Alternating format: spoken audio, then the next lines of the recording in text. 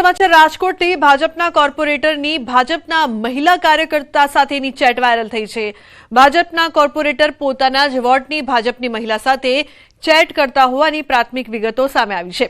મહિલા સાથે બીભત્સ વાતો કરતા હોવાની ચેટથી ચકચાર મચી ગયો છે। તો વાયરલ ચેટમાં સ્ક્રીનશોટમાં ભાજપના કોર્પોરેટરનો પણ ફોટો રાખવામાં આવ્યો હતો। વોર્ડ નંબર 18ના કોર્પોરેટર સંજયસિંહ રાણાની ચેટના સ્ક્રીનશોટ વાયરલ થયા છે।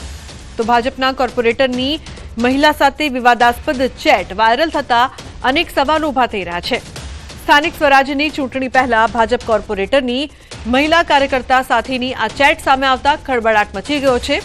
વાયરલ ચેટની ન્યૂઝ 18 ગુજરાતી પુષ્ટિ કરતું નથી। જૂનાગઢમાં ગર્લ્સ હોસ્ટેલમાં વિવાદનો મામલો વાલીઓ અને ટ્રસ્ટીઓ વચ્ચે યોજાઈ છે બેઠક। હોસ્ટેલ વિવાદ ઉકેલવા ટ્રસ્ટીઓ આગળ આવ્યા છે। વાલીઓની રજૂઆત બાદ ફરી મીટિંગ યોજાશે। ટૂંક સમયમાં બોલાવાશે વાલીઓની મીટિંગ। વાલી અને ટ્રસ્ટીઓ આ મીટિંગમાં હાજર રહેશે। કલેક્ટરને આવેદન આપવાનું મુલતવી રખાયું।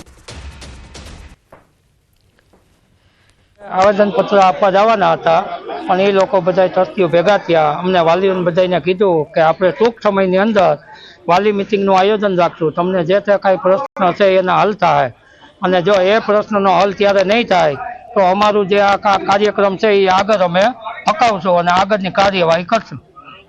અમારે કાંઈ સંસ્થા એટલે કોઈ વાંધો નથી। અમારે જે ટ્રસ્ટી જે ગેરવર્તન હાથે જે બધું બોલ્યા છે, મારામારી કરવાના ઉપર આવી ગયા હતા, એના ઉપર અમને પ્રશ્ન છે। વાલીઓએ આજે અમને એક આવેદન પત્ર આપ્યું છે।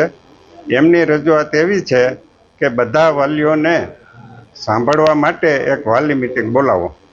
આગામી તારીખ 24 ના રોજ કે એની આસપાસ અમે એક વાલી મિટિંગ બોલાવવાના જ છીએ અને જે એની માગણી મુજબ વાલી મિટિંગ બોલાવવામાં આવશે। સુરતના અમરોલીમાં 2015માં ગણપતિ વિસર્જન દરમિયાન થયેલી હત્યાનો મામલો કોર્ટે 3 દોષિતોને આજીવન કેદની સજા ફટકારી છે।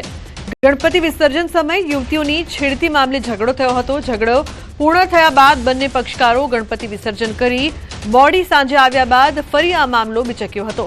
આ ઝઘડામાં પ્રમોદ અને રાહુલ નામના યુવાન ઉપર ચપ્પુ વડે જીવલેણ હુમલો કરતા બંનેનું ઘટના સ્થળે મોત થયું હતું।